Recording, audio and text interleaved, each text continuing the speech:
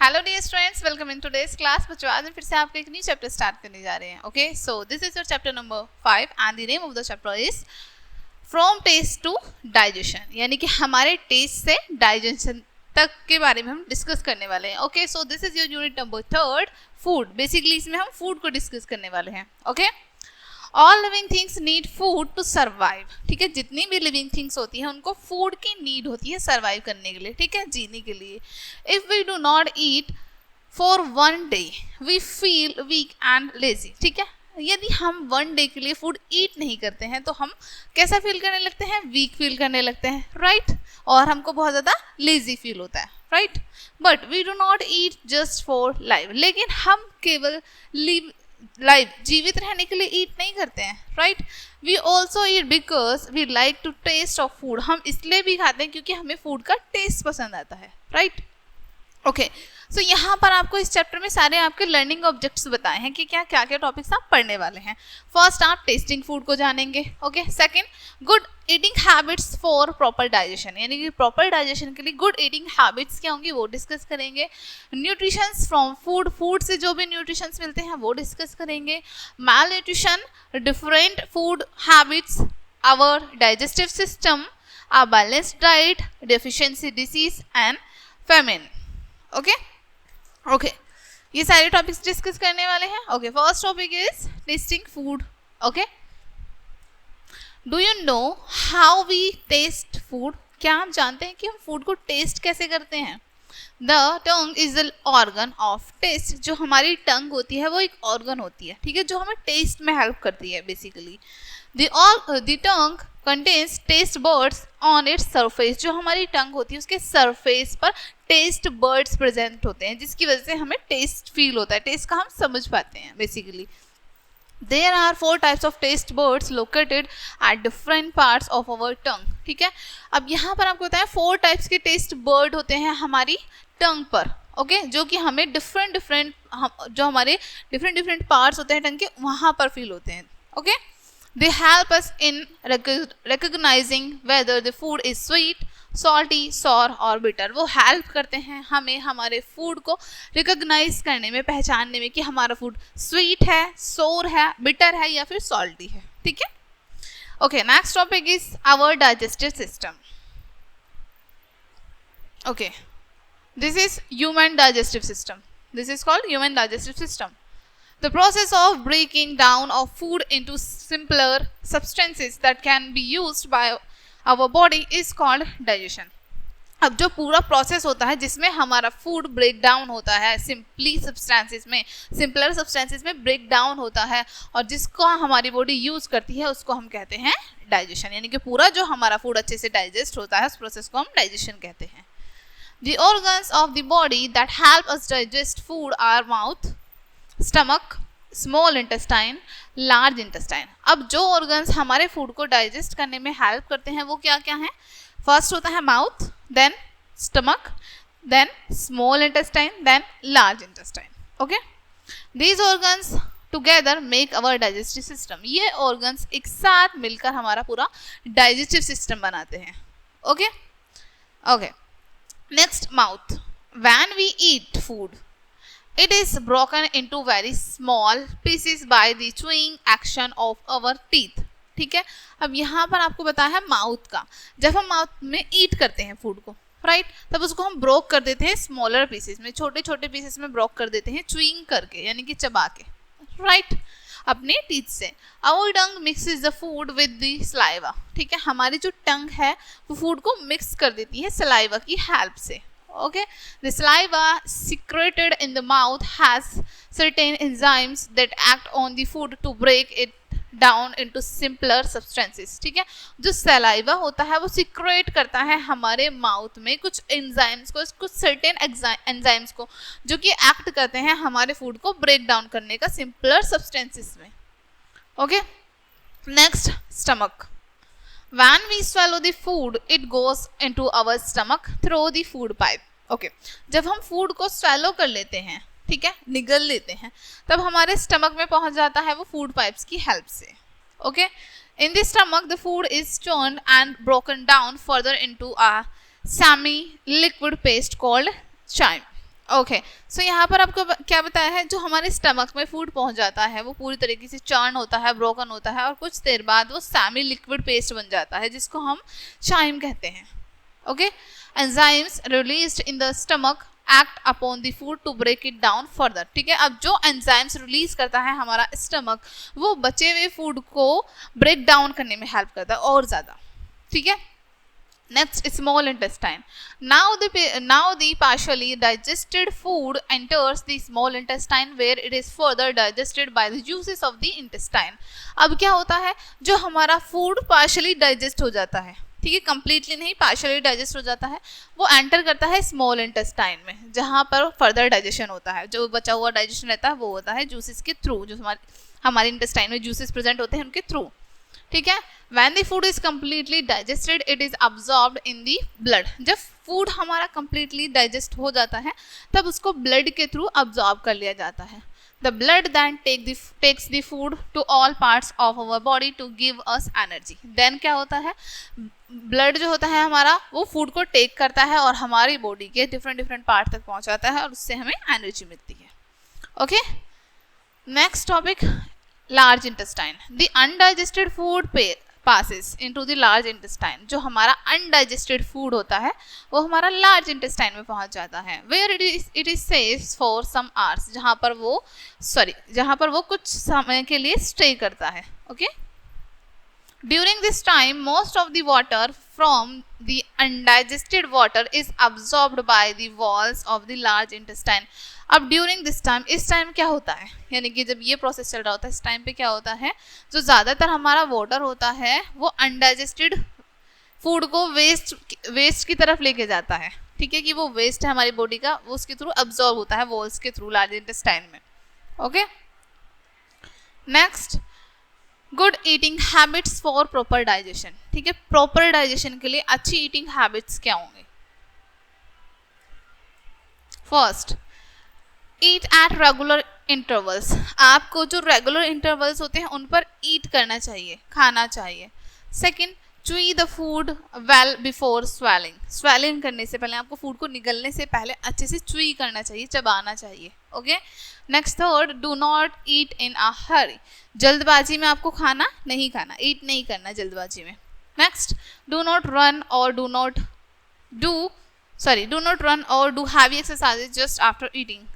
खाने के जस्ट बाद आपको बहुत रन नहीं करना है, एक्चुअली रन नहीं करना है और कुछ हैवी एक्सरसाइज नहीं करनी है। ठीक है, number 5, eat a balanced diet. आपको एक बैलेंस्ड डाइट ईट करनी है, खानी है। ठीक है, जिसमें सभी न्यूट्रिशंस हों।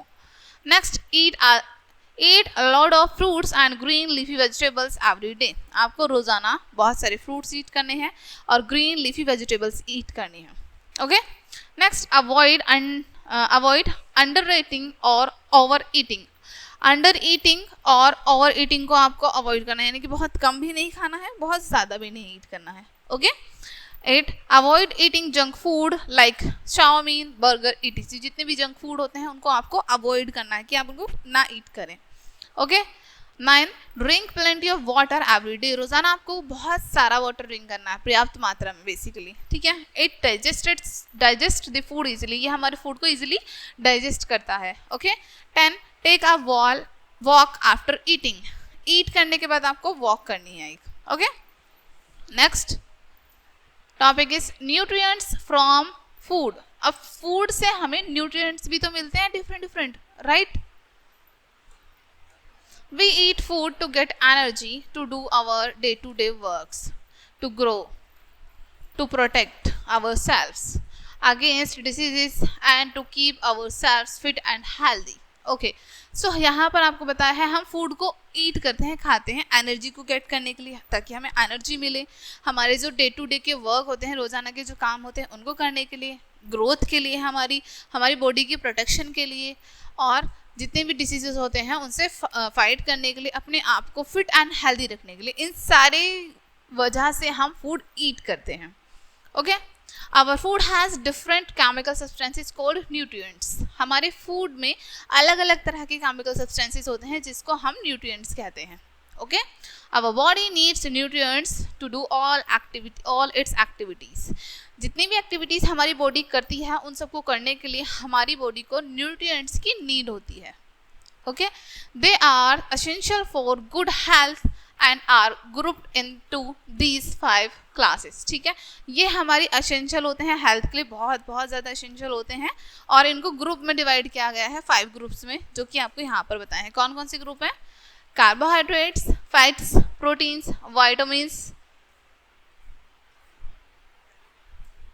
and these are 4. Okay, let's learn. First is carbohydrates. We get these from sugar and starchy food like rice and potatoes. ठीक है, अब कार्बोहाइड्रेट्स हमें किससे मिलते हैं, किसकी वजह से मिलते हैं? कार्बोहाइड्रेट्स हमें मिलते हैं शुगर से या फिर स्टार्ची फूड जो होते हैं जिनमें स्टार्च होता है बेसिकली, जैसे राइस हो गए हमारे या फिर पोटैटोज हो गए. ठीक है, नेक्स्ट हो गया fats. We get these fats from foods like ghee and butter. Fats हमें किससे मिलते हैं? घी और बटर से. ठीक है, नेक्स्ट प्रोटीन्स. प्रोटीन किससे मिलती हैं हमें? We get these foods from foods like pulses, meat and fish. Protein हमें मिलते हैं किन किन फूड से? पल्सेस से, दालों से, मीट से, फिश से, इन सभी से मिलते हैं. Next 8 vitamins and minerals. We get these from fruits and vegetables. Vitamins and minerals हमें किससे मिलते हैं? फ्रूट्स से एंड वेजिटेबल्स से. Okay, food rich in carbohydrates and fats give energy to the body and are known as energy giving foods. ठीक है, अब जो फूड रिच होते हैं जिसमें कार्बोहाइड्रेट ज़्यादा होता है, फैट ज़्यादा होता है, यानी कि एनर्जी गिविंग फूड होते हैं, इनको हम एनर्जी गिविंग फूड बोलते हैं बेसिकली. ठीक है, तो इनको किस नाम से जाना जाता है? एनर्जी गिविंग फूड के नाम से, क्योंकि हमें एनर्जी देते हैं basically. Some sources of carbohydrates are wheat, rice, potato, banana, butter and oil. Carbohydrate के कुछ sources बताए हैं, जैसे wheat गेहूं, rice चावल, potato, okay, banana, butter and oil. Foods rise in proteins help our body to grow. जितने भी foods होते हैं और rice जो होते हैं वो help करते हैं हमारी body को protect करने में और grow करने में. ठीक है, जिनमें प्रोटीन होती है. They are known as body building foods. इनको हम बॉडी बिल्डिंग फूड के नाम से भी जाना जाता है, ठीक, क्योंकि हमारी बॉडी की ग्रोथ करने में भी हेल्प करते हैं basically. Some sources of protein are pulses, fish, egg, milk and meat. कुछ सोर्सेज होते हैं यहाँ पर आपको बताए हैं प्रोटीन के, जैसे पल्सेस हो गई, fish, egg, milk and meat. ठीक है,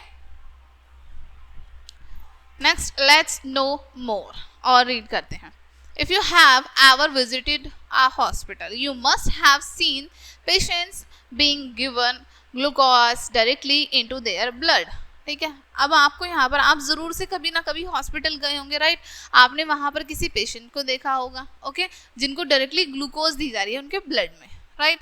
This is done to ensure that the patient who is not eating anything continues to get energy so that his body parts can keep on functioning normally. ठीक है, ऐसा किस लिए करते हैं अब कि जो भी पेशेंट है वो एक रेगुलर टाइम से कुछ एक ऐसा फूड नहीं ईट कर रहा है जिससे उसको एनर्जी मिले, तो सो दैट उसकी बॉडी को एनर्जी मिले डायरेक्टली उसको वो ग्लूकोज दी जाती है.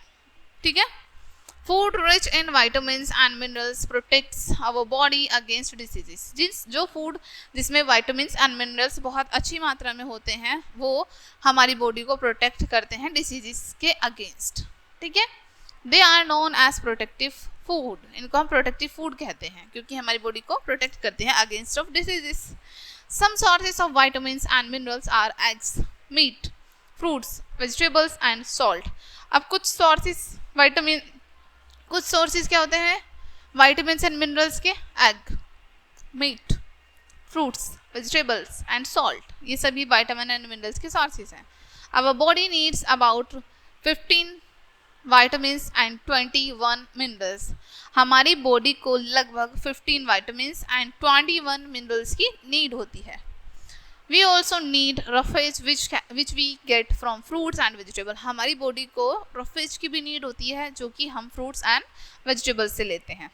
Water and roughage do not provide energy and are not nutrition. Water and roughage ना तो हमें एनर्जी प्रोवाइड करते हैं और ना ही हमें न्यूट्रिशंस प्रोवाइड करते हैं. Okay, but they are essential for our survival and must be included in our daily diet. लेकिन ये सॉरी हमें सर्वाइवल के लिए बहुत ज़्यादा हेल्प करते हैं, हमें सर्वाइव करने में बहुत ज़्यादा हेल्प करते हैं, और इसमें इंक्लूड होती हैं हमारी daily diet.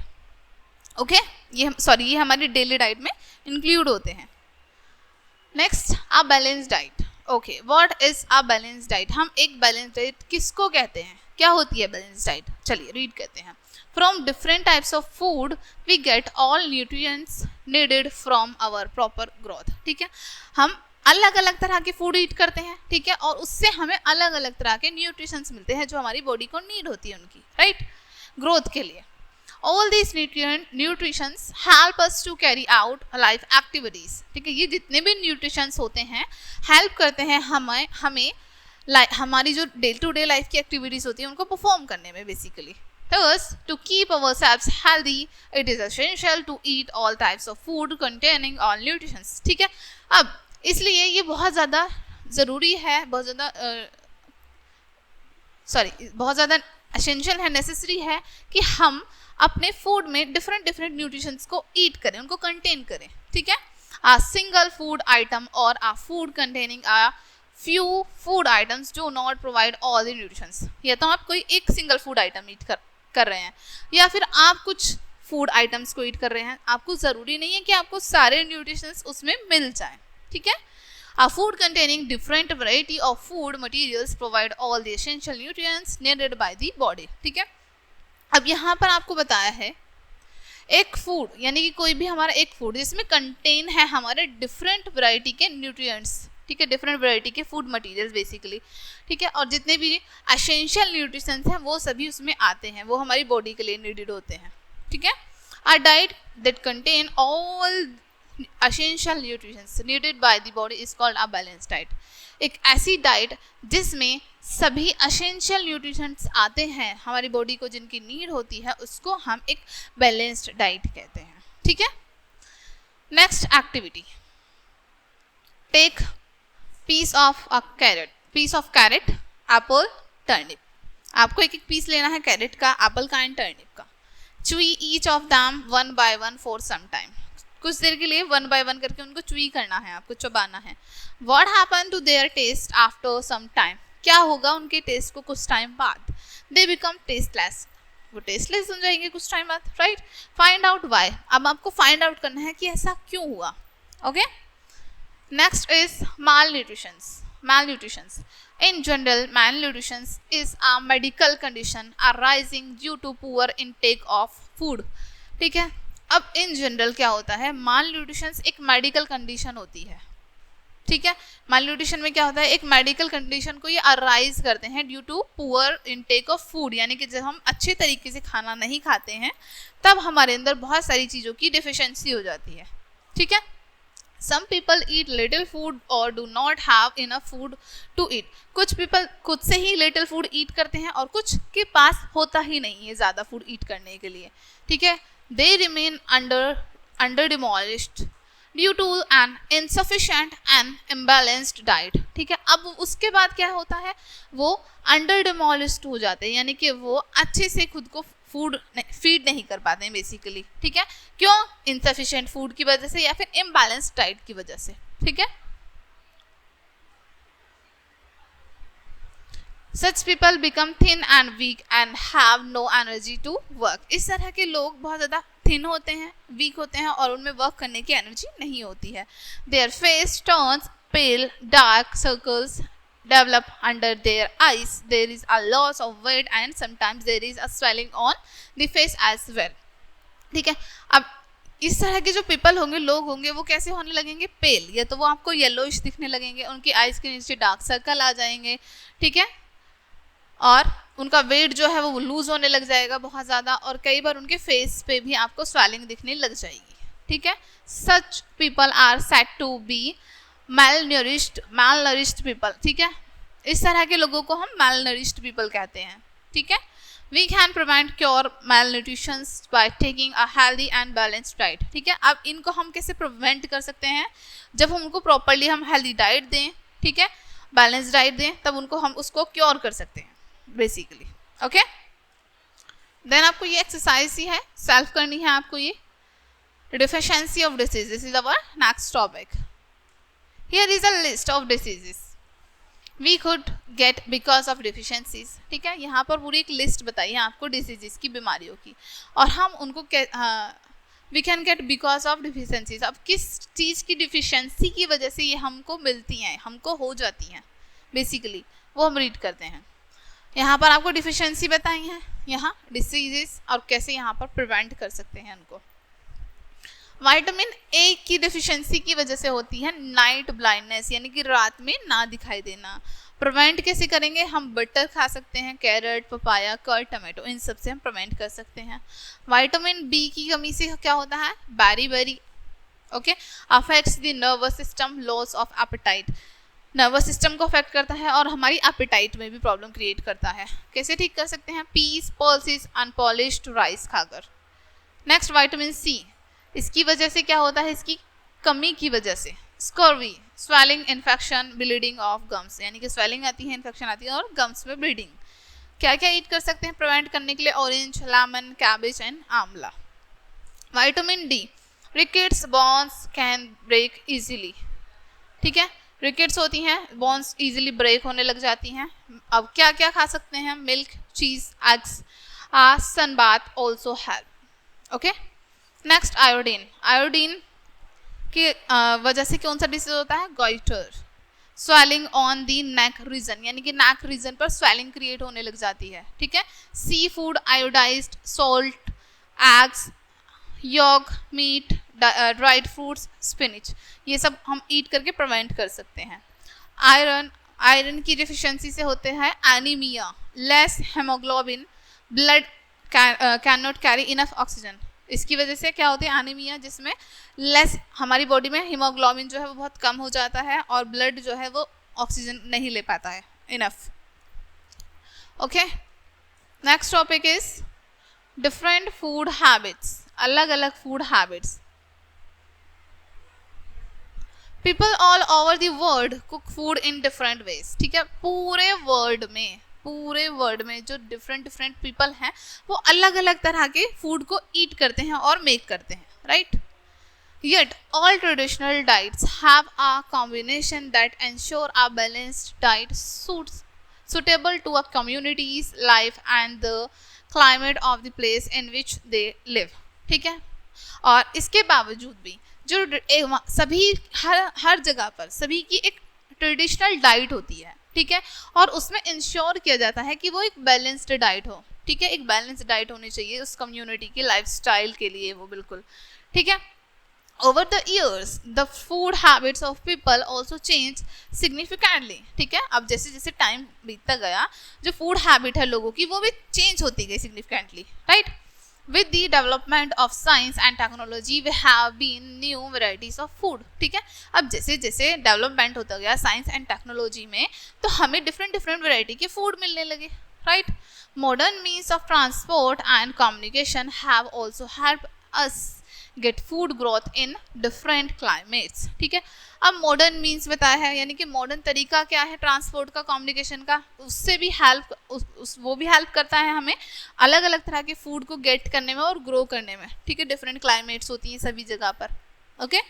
People in Europe can get mangoes grow in India and Indians can get vegetables and fruits like broccoli and strawberries usually grow in cooler climates, ठीक है।